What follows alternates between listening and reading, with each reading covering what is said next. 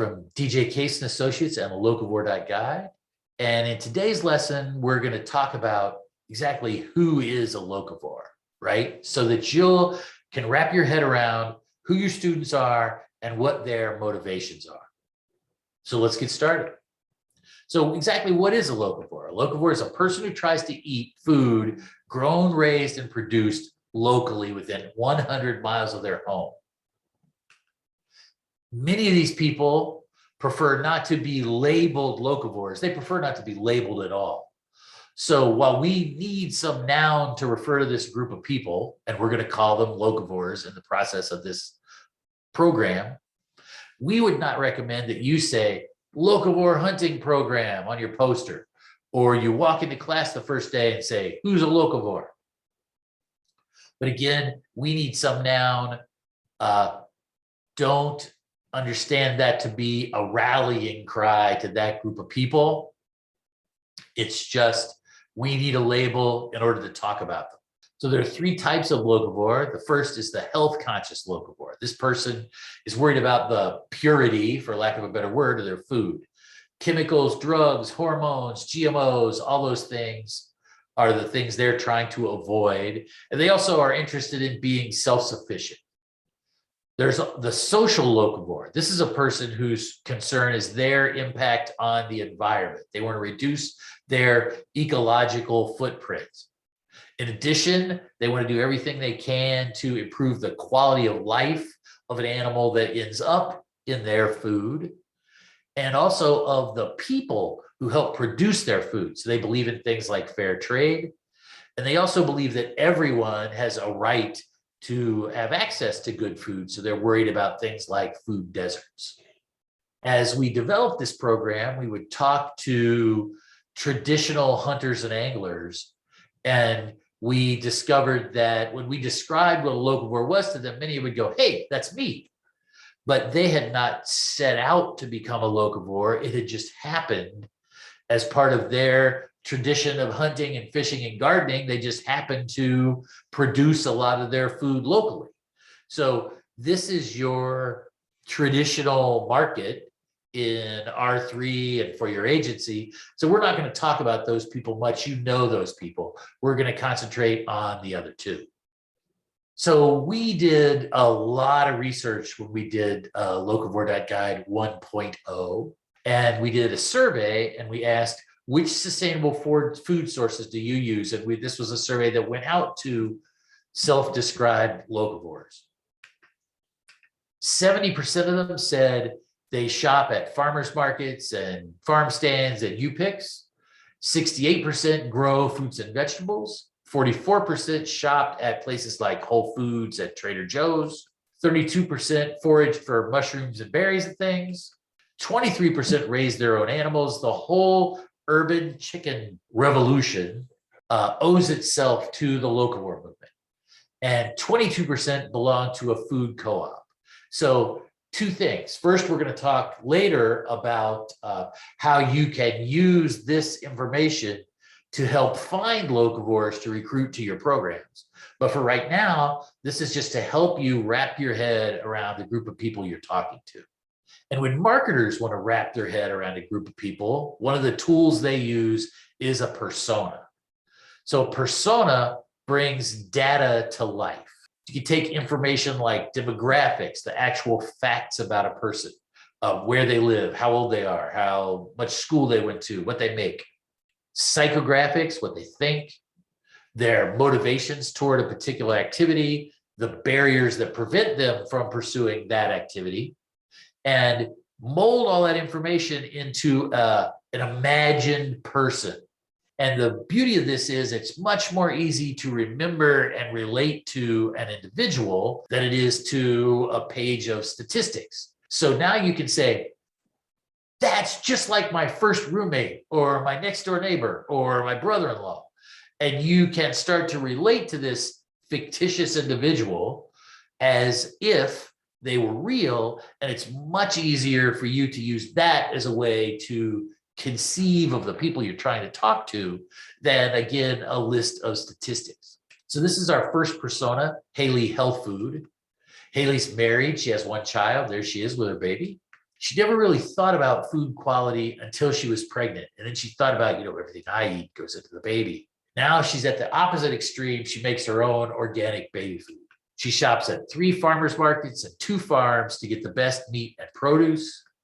She's smart, she's busy, she's concerned, and she's motivated. Obviously, you need to be really motivated to go to the kind of extra effort that it takes to be a locavore. This is Luke, Locavore.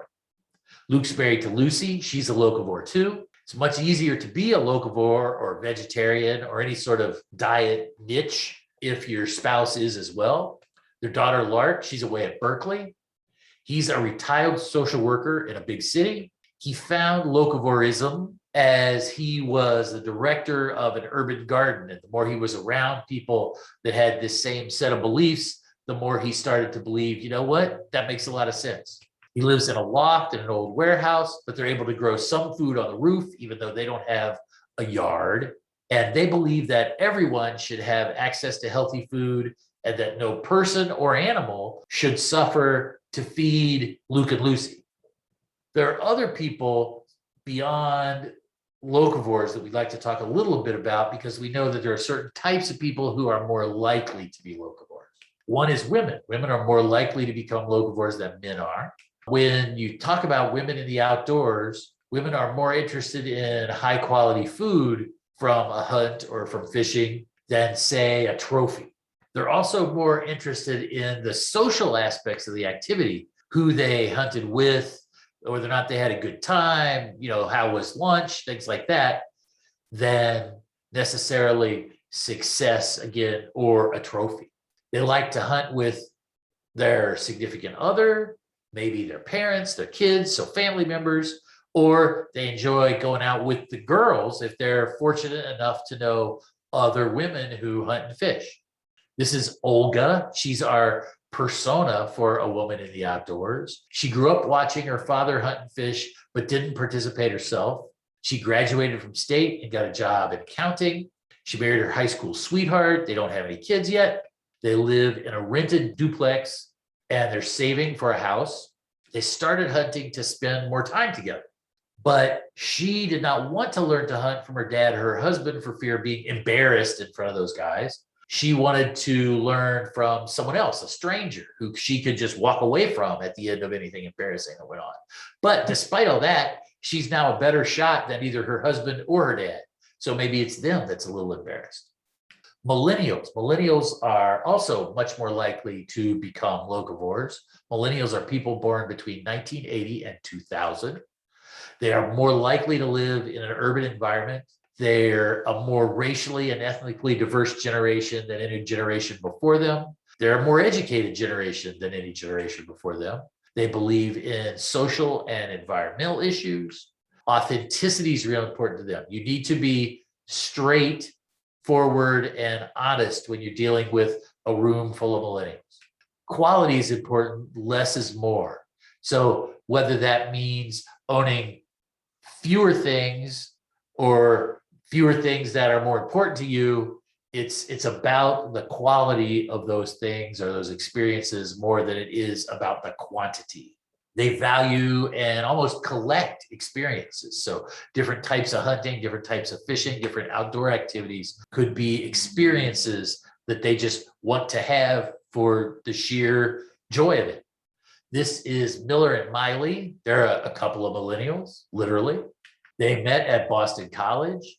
They started dating while she finished her PhD. They live in an apartment above his parents' garage while they try and pay off their student loans. Hunting can be expensive, especially if you're taking it up from a no outdoor experience perspective where you have to buy everything from your boots to your gun. So you might want to think about that when you're aiming at a group of people who are more educated than anyone before, at a time when education became really expensive, and they could be concerned about money, and that might be a barrier to them. They love to shop at farmers markets. They cook together on the weekends. So they've taken dinner, right? Making and eating dinner, which could be done in an hour, and stretched it out into a day-long experience that starts with having a croissant at the farmer's market, gathering up different things to cook, going home, cooking a big elaborate meal, eating it, maybe with some friends. So that, again, they've made that into an experience. They aren't vegetarians, but they're not real thrilled with how industrial agriculture treats animals.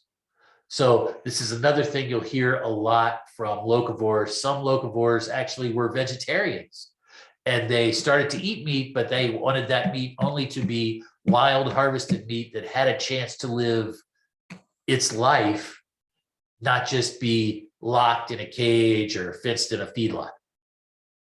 New adult hunters, or as the industry calls them, adult onset hunters. It sort of sounds like a disease, but what the heck, it's the label we've got. Because these people didn't necessarily grow up outdoors, there are a lot of possibilities in play. They could be apprehensive about firearms. Certainly you need to be respectful of a firearm, but if you don't grow up around firearms, especially these days, there's a lot of talk about guns. So that could be a thing that they're concerned about. They could have an apprehension about killing. They could be concerned just literally about the concept of taking a life, or they could just be concerned that when the time comes, they won't be able to pull the trigger. Again, a perfectly logical thing to think, and something you might have to help them with. They could be turned off by blood and guts. It's one thing to field dress a deer when you've grown up around things like that since you were 7. It's another thing to just a few moments ago harvested your first animal and have to field dress or skin that animal, having never done it before. So that could be another thing you might have to help with. They didn't necessarily grow up in the woods, so they don't have navigation tricks. Every tree looks alike. They could be afraid of being lost in the woods, also sometimes afraid of the dark. They could fear predators. Again, a totally logical thing to be afraid of. But if you've never seen a bear or a coyote or a wolf out in the wild, you don't know necessarily the things to stay safe in an encounter like that, and you don't understand what an encounter like that is like, you may need to help them with issues like that. And one of the other things that we heard time and time again, some people said crazies with guns, unprompted. Some people said Bubba hunters. They're concerned about people who are a little nuts and are out in the woods firing a gun, and it could accidentally, not on purpose, hurt them. So these are all things that you may have to address when you're working with adults who did not grow up outdoors at all and are considering taking up hunting or even fishing to a lesser degree. This is Neil. He's our persona for a newbie. He grew up in the city, but he has fond memories of vacations on his grandparents' farm. He's single. He lives in a middle-sized city. He's looking for love. He has a BA in English. He works as a web developer. He's excited about hunting, and he loves buying gear. And who can blame him, right? He's not sure when the time comes that he can pull the trigger. And again, that might be a thing that you might have to help him with.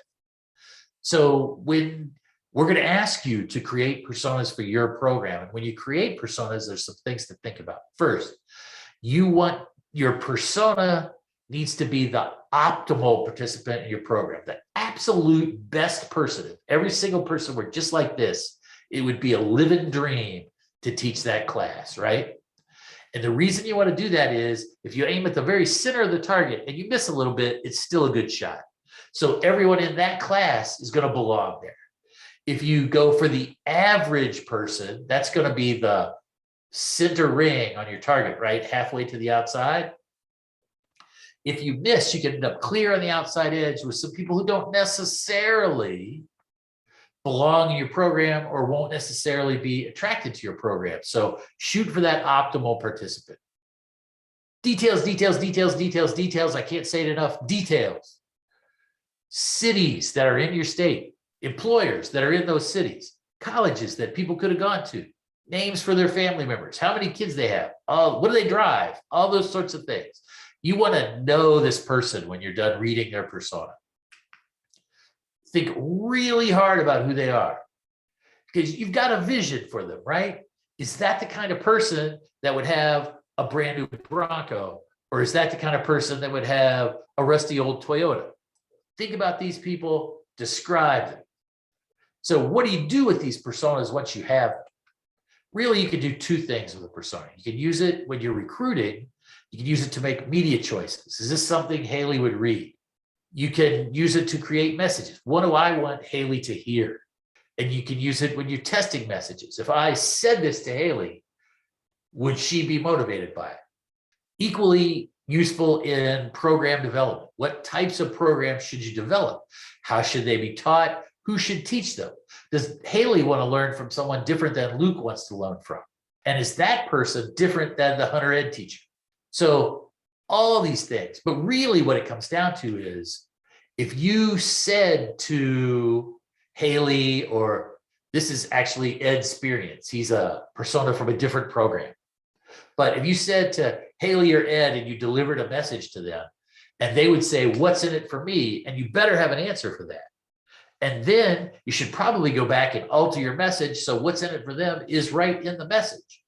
Because if there's nothing in it for them, why would they go to the effort to attend an event or come to a class or consider buying a license if there's no benefit to them? And that's what all this persona stuff is about, is helping you get in someone else's shoes and address them from their own point of view.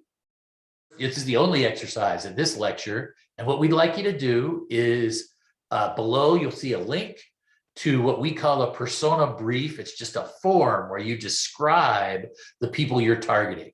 If you're taking this workshop with a group of coworkers and you've got 3 different sorts of people you want to target, split them up and describe them as individuals and come back later and compare.